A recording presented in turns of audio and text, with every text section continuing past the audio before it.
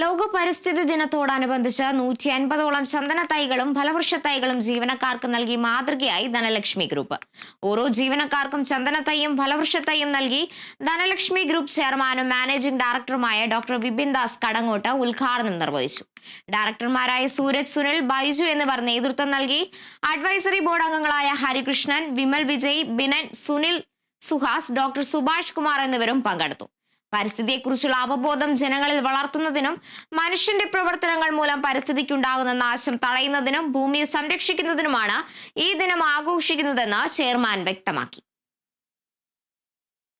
2025 June 5 ഒരു motto, ഇക്കൊല്ലത്തെ ലോക പരിസ്ഥിതി ദിനത്തിന്റെ മോട്ടോ എന്ന് പറയുന്നത് ബീറ്റ് പ്ലാസ്റ്റിക് പൊല്യൂഷൻ ആണ്. അതായത് പ്ലാസ്റ്റിക് പൂർണ്ണമായിട്ടും നിരോധിച്ച് നമ്മൾ ജൈവമായിട്ടുള്ള കാര്യങ്ങളിലേക്ക് തിരിച്ചു വരാനുള്ളതാണ്. ധനലക്ഷ്മി എല്ലാ കൊല്ലത്തെയും പോലെ ഈ കൊല്ലം നമുക്ക് ചെടികൾ തരികയാണ്. ഒരു 10 വർഷത്തെ പ്രയത്നം കൊണ്ട് ചന്ദനം വലിയൊരു മരമായി മാറി നമുക്ക് ഒരുപാട് ഗുണങ്ങൾ തരും എന്നാണ് പറയുന്നത്. സോ എല്ലാവർക്കും ഒരു നല്ല